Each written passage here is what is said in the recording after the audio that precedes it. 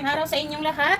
Ayan, samahan niyo magluluto tayo ng spaghetti in oven. Ayan, gusto ito ng mga bata, guys. Kahit ng amo ko. Ayan, so nagpaano na ako ng tubig, guys. Ayan, malapit na siyang kumulo. Lagyan natin ng konting oil.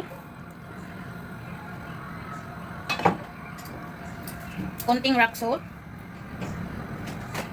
Ayan, tapos ilalaga natin itong pasta. Ayan, gagamit ako ng Cipriani, guys. Tagliolini. Ayan. Ito kasi ang gusto ng amo ko na pasta, guys. Dahil malambot ito. Ayan, mabilis siyang lutuin. Ito guys yung ginagamit nila sa truffle pasta. Ayan.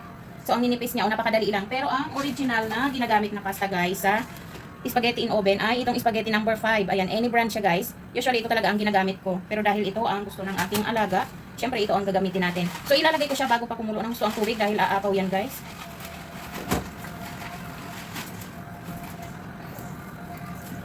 Ayan. So bago siya kumulong-kulo, nilalagay ko na para hindi tayo magkalat masyado ng sabaw niya para maiwasang umapaw.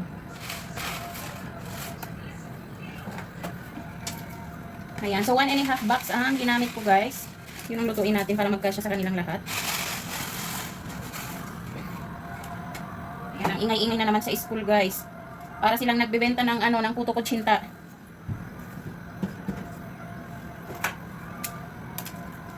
Ayan, so saglit lang natin itong ilalaga dahil iluluto pa natin siya sa oven mamaya.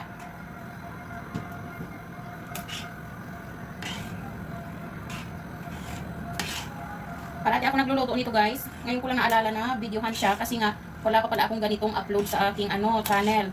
So ayan, para makita nyo yung mga nagtatrabaho dito sa Lebanon. Ayan. Makakatulong ito sa inyo guys, yung mga baguhan dyan na mga magiging tagaluto rin. Ayan, so pwede nyo itong panuorin. Ayan, so maximum 3 minutes talaga ang pagluto nito guys. Ayan, so pagkulo ng tubig, hanguin na natin.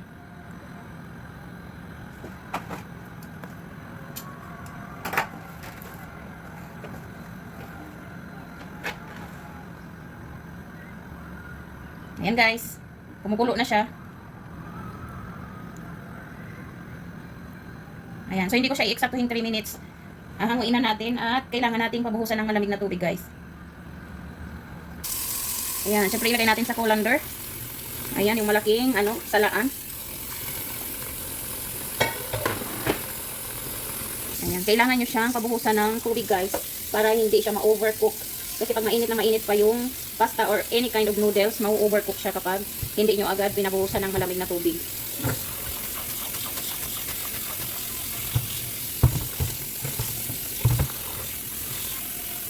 Ayan, so tansyado natin guys. Tamang-tama lang siya, hindi siya overcook.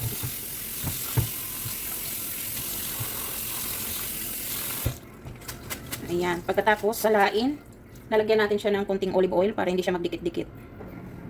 Ayan guys, lagyan natin ng konting olive oil. Siyempre, konting asin para hindi naman siya sobrang tabang. Tapos, ayan, ihalo-halo natin. Ayan, so ganyan ang guys, para hindi siya magdikit-dikit. Ayan, so magluto na tayo ng kanyang palaman. Ayan guys, mag-isa na tayo ng palaman ng ating spaghetti. So lagyan muna natin ng oil.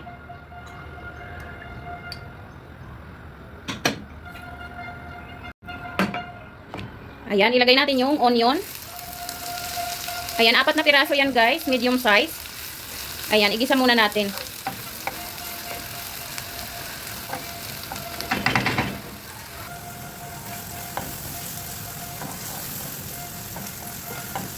Ayan guys, so hayaan muna natin ito. Palambutin muna natin konti ang ating onion. So guys, itong recipe na ganito walang bawang. Onion lang talaga yung kanyang ricado.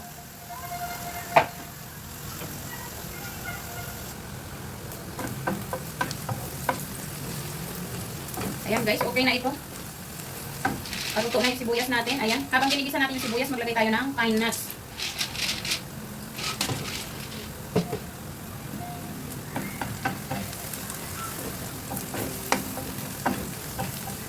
Ayan, kung wala kayong pine nuts guys, skip nyo na lang. Pwede namang wala. Ayan, ilagay natin yung ground beef. Half kilo lang to guys.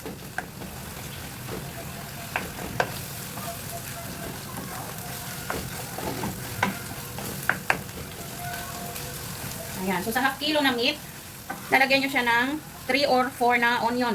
Kapag medyo medium size yung onion, lagyan nyo ng 4. Pero kung large size, 3 lang. Ayan. Pero kung hindi kayo mahilig sa maraming onion, pwede nyo rin namang bawasan.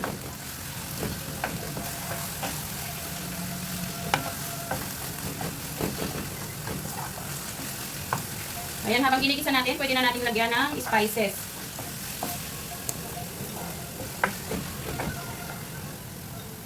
Ayan, so maglagay tayo ng cinnamon powder.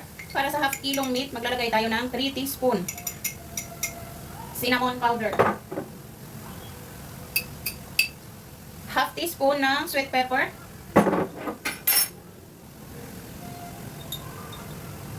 Ayan, 1/4 teaspoon ng nutmeg powder. At syempre ng salt. Ayan, so maglagay ako ng 2 teaspoon.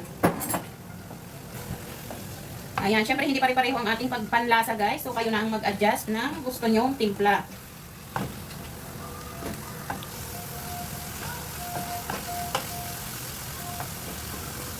So ayan guys, kung napapansin nyo, pare-pareho lang ang klase ng pagluto ng palaman dito kapag ganitong ground beef ang gamit. Ground beef, ground lamb.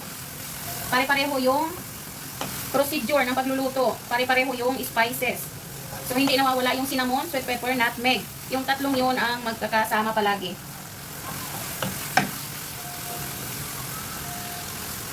Ayan, so itong palaman na ito guys, marami siyang pwedeng paggamitan. So ito rin ang gagamitin natin sa eggplant. Ayan, so ipapakita ko sa inyo yung sa sunod na video, yung sa eggplant.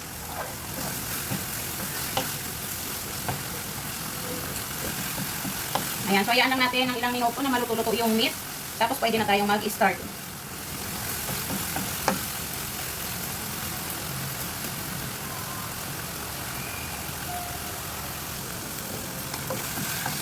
Ayan guys, okay na ito.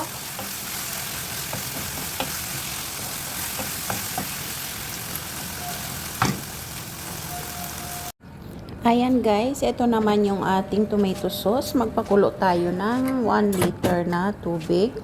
Ayan, syempre maglagay tayo ng 3 to 4 tablespoon ng tomato paste. Ayan, so nasa sa inyo yan kung gusto nyong dagdagan guys. Kung gusto nyo na mas red siya, ayan, pwede kayong magdagdag.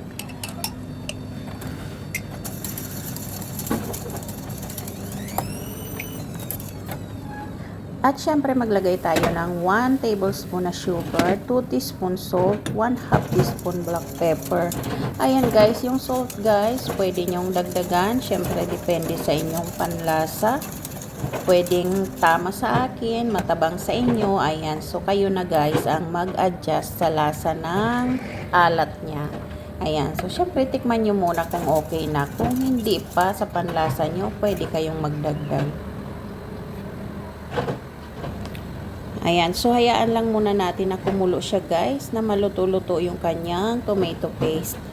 Ayan, kapag kumulo na, pwede nyo na siyang ilagay sa ating pasta.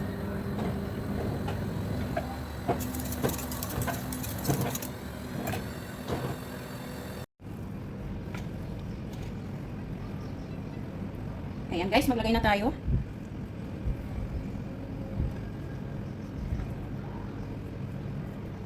Ayan, so kailangan natin mag-deliver guys, kaya 3 yung ating gagawin.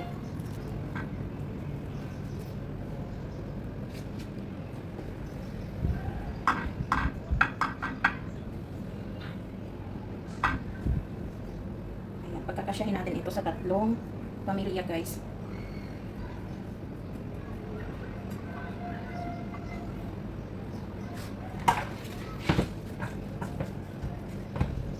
Ayan, lagyan natin ng meat.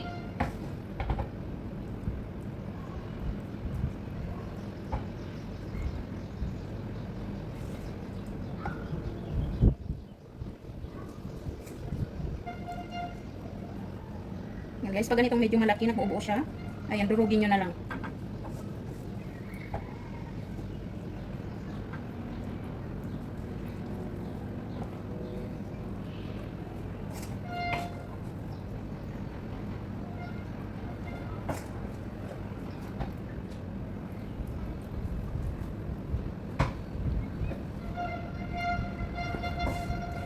Pag Pagkakasyahin natin guys, saktong-sakto lang yung half kilo para dito sa tatlong gagawin natin.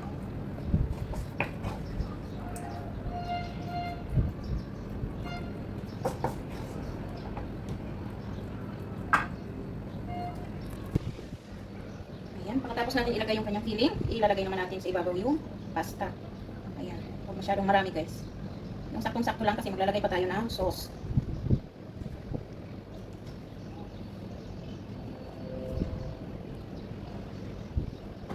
So, sakto lang pala guys, para sa tatlong lalagyan, 1.5 nitong pasta. Saktong-sakto lang siya.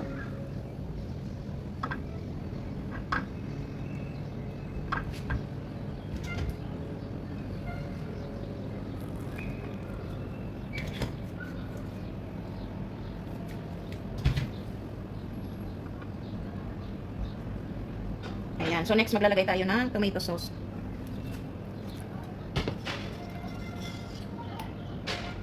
Ayan, so lagyan na natin siya ng tomato sauce.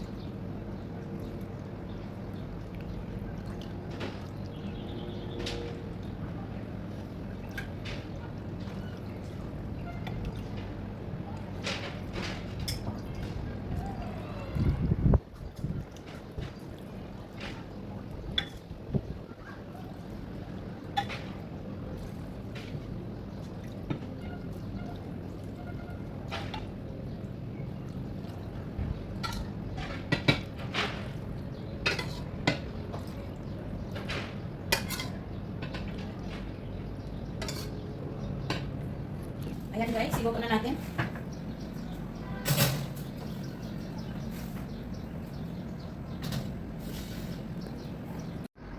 Eto na guys, luto na ang ating spaghetti in oven. Ayan, gusto nila guys, medyo pinapalutong konti itong ibabaw. Ayan, yung medyo crunchy yung ibabaw niya, yun ang gusto nilang luto.